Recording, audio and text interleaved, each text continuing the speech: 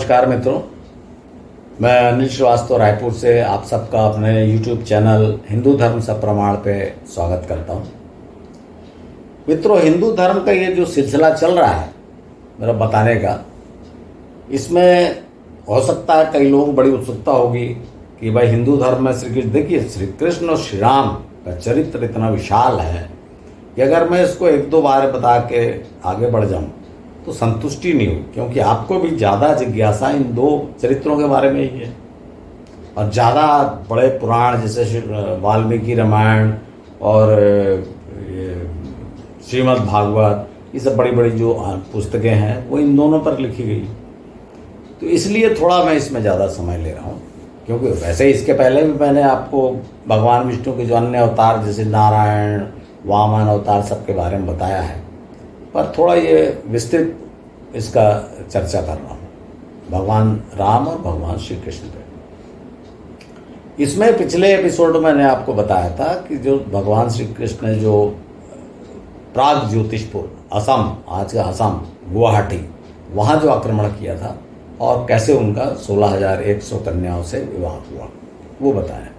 क्योंकि लोगों को बड़े रहती ना, बड़े व्यंग्य से मुस्कुरा के लोग बोलते हैं कि अरे भगवान, मुझसे ही मेरे रिश्तेदार बड़े व्यंग्य से, अरे भगवान श्री कृष्ण के भक्त हैं 16,100।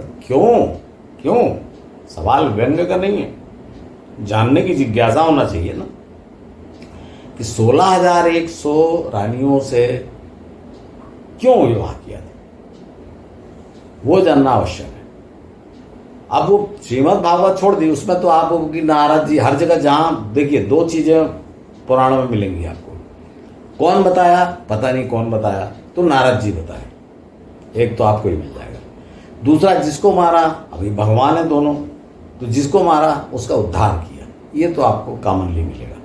तो इससे हट के आपको सोचना है कि नारद जी ऐसा नहीं, कैसे पता चला वो भी आपको, जैसे मैंने द्वारका गरुड़ जी उनके लिए खोजने निकले। अरे गरुड़ जी क्यों खोजने निकलेंगे भाई, श्री कृष्ण स्वयं गए थे प्रभास क्षेत्र में अपने गुरु जो संदीपनी ऋषि थे उनके पुत्र को छुड़ाने के लिए, तभी उन्होंने वो इलाका देख लिया था। तो जब आप पुराण को ऐसे ध्यान से पढ़ोगे, आप इतिहास की दृष्टि से, तो आपको सब समझ में आ जाएगा। अब मित्रों, आज जो मैं आपको वर्णन करने जा रहा हूँ इसका ऐसा कोई बड़ा ज़्यादा महत्व नहीं है, इसको छोड़ा भी जा सकता है, पर मैं आपको इसलिए बता, क्योंकि इसमें बड़ा थोड़ा सा नाटकीय है, ड्रामेटिक है, या घरेलू झगड़ा समझ लीजिए इसको। लेकिन मैं इसको न सिर्फ इसलिए बताऊंगा कि ये बड़ा दिलचस्प प्रसंग है श्री कृष्ण के पारिवारिक झगड़े का, बल्कि इसलिए भी बताऊंगा क्योंकि हम इतिहास जानना चाहते हैं, तो हमको ये भी जानना है कि इंद्र की स्थिति क्या थी। इंद्र, जिसको आज भी हमारे आर्य समाज वाले इंद्र को ही सबसे बड़ा देवता मानते हैं और इंद्र की आहुति देते हैं, जो यज्ञ करते हैं उसमें इंद्र सबसे बड़ा, क्योंकि ऋग्वेद में इंद्र है, तो जो सिर्फ ऋग्वेद मानेगा तो इंद्र को ही मानेगा। लेकिन आप ऐसा पुराणों को छोड़ नहीं सकते माथालाजी करके, इसको ये भी इतिहास है, इसमें ढूंढ के निकालना पड़ता है। तो देखिए क्या हुआ, मैं आपको बताता हूँ। मैंने पिछले एपिसोड में आपको बताया था कि श्री कृष्ण जब स्वर्ग पहुँचे इंद्र के राज्य में अमरावती, और वहाँ उन्होंने माता अदिति के कुंडल जो नरकासुर छीन के ले गया था वापस दे दिए, और अपना स्वागत सत्कार करा के काफ़ी महंगी भेंट रत्न वगैरह लेके वापस आ गए द्वारका। तो यहाँ उन्होंने जो पुष्प लाए थे पारिजात के स्वर्ग से, वो भेंट में दे दिया अपनी सबसे बड़ी पत्नी रुक्मिणी को। इससे सत्यभामा चिढ़ गई। देखिए, ये बात मुझसे एक दो लोगों ने बोली थी कि इतनी पत्नियां थी तो आपस में मुड़ा निश्चित होता होगा भाई, जब 16,108 हैं तो निश्चित कंपटीशन भी होगा कि कौन श्री कृष्ण के प्रमुख हैं। तो इसमें जो श्रीमद् भागवत और अन्य जगह पे अपन जब इसको पढ़ के देखते हैं तो प्रमुख रूप से दो रानियों का जिक्र होता है। एक तो रुक्मिणी जो सबसे बड़ी थी और राजकुमारी थी, ये ध्यान रखना चाहिए, एक बड़े राजा की पुत्री थी, विदर्भ देश की राजकुमारी थी, और दूसरी थी सत्यभामा, ये श्री कृष्ण के सबसे निकट थी। उसका कारण ये था कि ये यदुवंश से ही थी, जो यदुवंशी थे सत्राजीत, उनकी पुत्री थी, और इनको बचपन से जानते होंगे श्री कृष्ण। बचपन से मेरा मतलब बहुत पहले से जानते होंगे, परिचय था, जानते थे, तो ये परिचित थी, उन्हीं के वंश की थी, तो इस कारण से ये निकट थी। और इसीलिए जब प्राग ज्योतिषपुर पर आक्रमण किया श्री कृष्ण ने, तो ये साथ में गई थी। जो आप कन्हैया चित्र देखेंगे ना कि गरुड़ जा रहा है, उस पर श्री कृष्ण भगवान और सत्यभामा बैठ के जा रहे हैं आक्रमण करने, तो वो इस समय का वर्णन है एक्चुअली।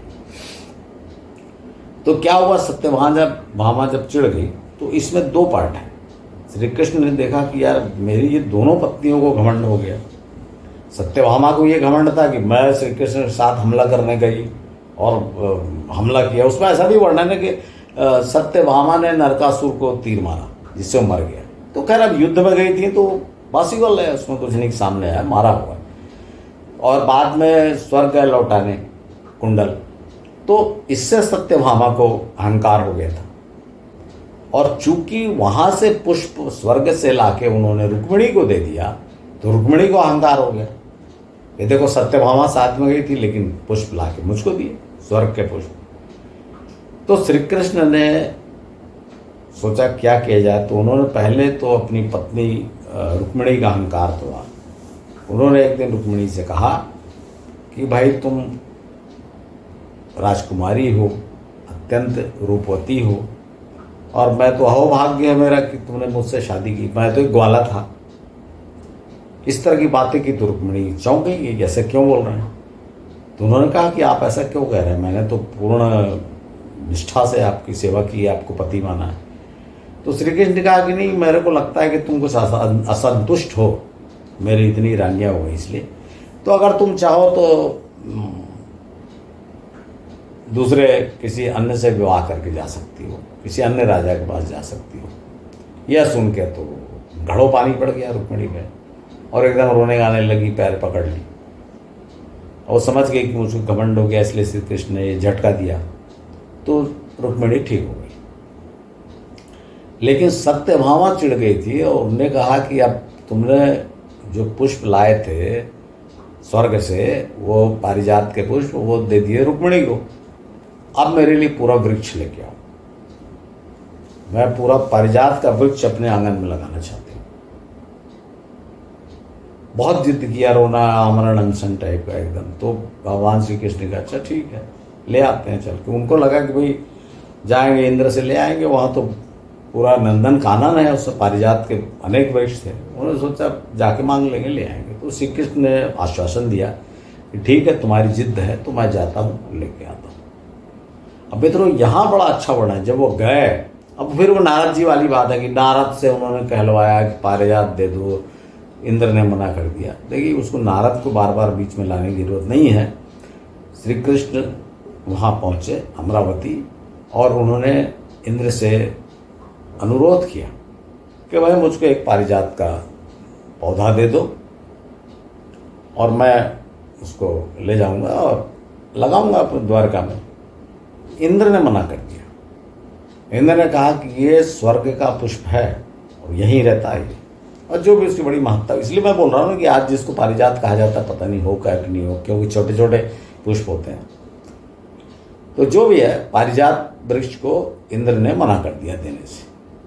जब मना कर दिया तो श्री कृष्ण को बड़ा क्रोध आया। बहुत उन्होंने समझाने का प्रश्न किया कि भाई तुम्हारे यहाँ तो पूरा वन है।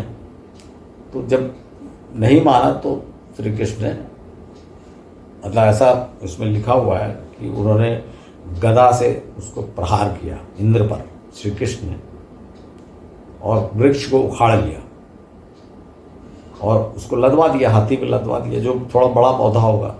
बोल लाद के बोले चलो वहाँ, और ऐसी तैसी हो गई इंद्र की। बहुत माफ़ी मांगा उनको, इंद्र डरा। जैसे कि आप पढ़ते आ रहे हैं कि इंद्र बहुत डरपोक था, तो इंद्र डरा कि अब ये तो पारिजात वृक्ष तो ठीक है, पर ये युद्ध में भाई पूरी लड़ाई हुई बाकायदा, और उसमें स्वर्ग की सेना हार गई, इंद्र की सेना हार गई श्री कृष्ण सेना से। तो उसको, इंद्र को ये भय हुआ कि अभी तो इंद्र यहाँ अमरावती पे कब्जा कर लेंगे। तो वो पैर पड़ गया, बोले जाओ प्रभु, जो भी है, बड़ी माफ़ी आफ़ी मांगी और धन दौलत दी होगी, मेरी जान छोड़ दो।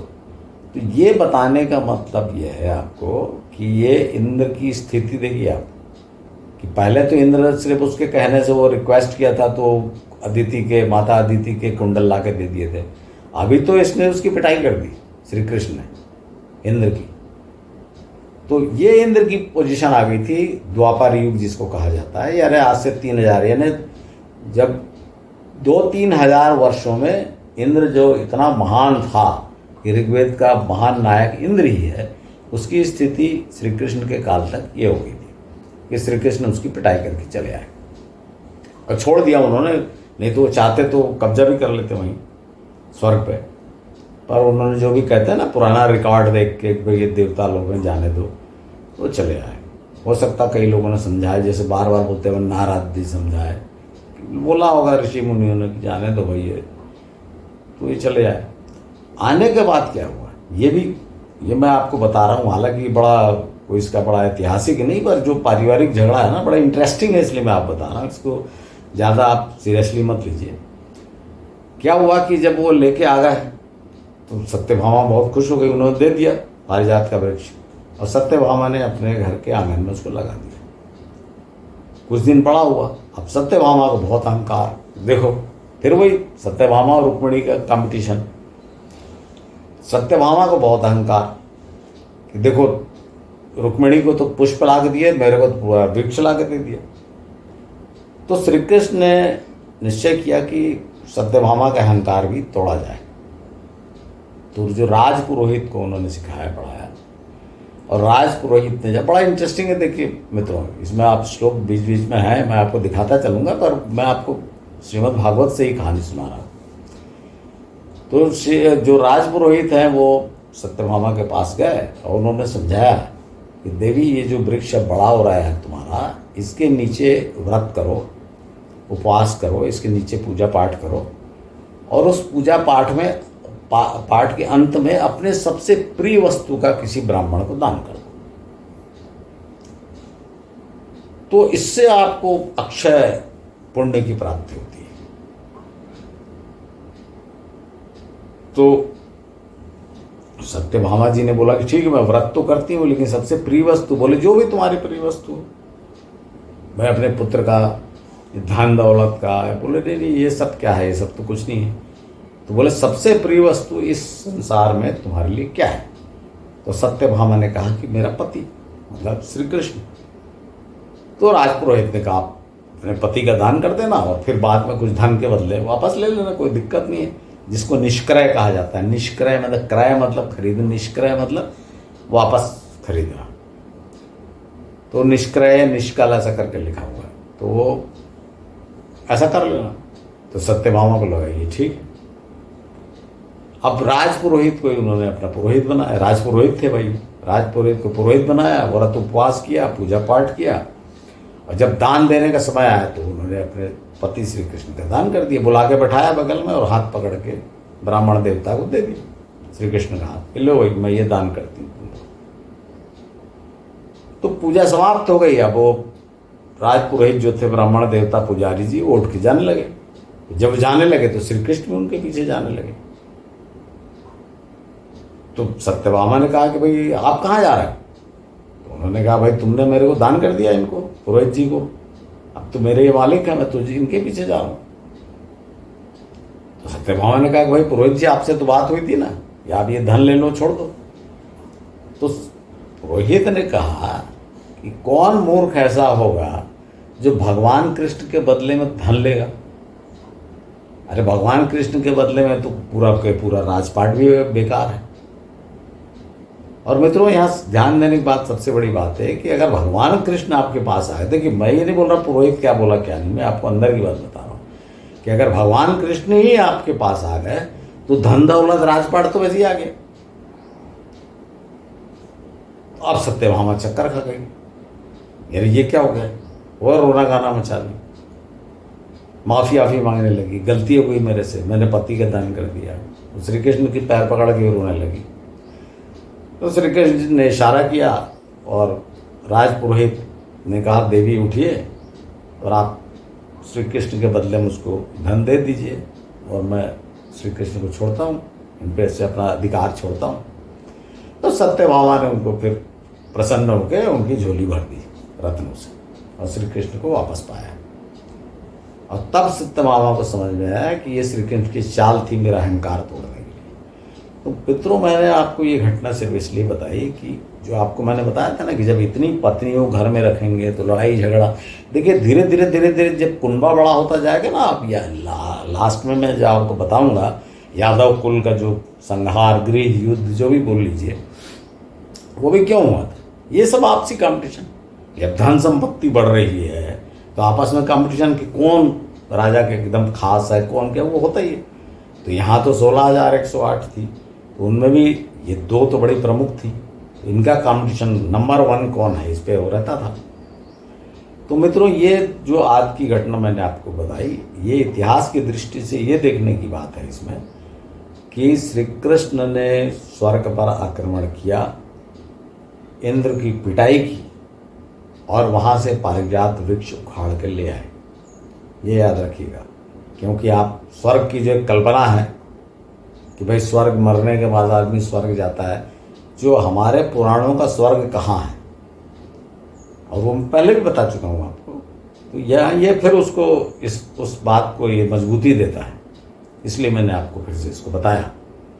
तो आशा है मित्रों आपको ये पसंद आया होगा। अब आगे जो मैं बताऊंगा, देखिए बीच बीच में महाभारत के प्रसंग भी आते रहेंगे, क्योंकि एटलीस्ट वो तो बताना ही पड़ेगा ना जो श्री कृष्ण से संबंधित है। पूरा महाभारत नहीं बताऊंगा कि कौरव पांडव किसने क्या बोला, लेकिन जहाँ श्री कृष्ण की एंट्री हुई वो तो आपको बताना पड़ेगा। लेकिन इसके साथ साथ ये श्री कृष्ण का विवाह तो ठीक है, पर उनके इतनी पत्नियां थी, बहुत बार लिखा ही हुआ है किसमें कि भाई श्री कृष्ण के पुत्र पौत्रों से धरती भर गई।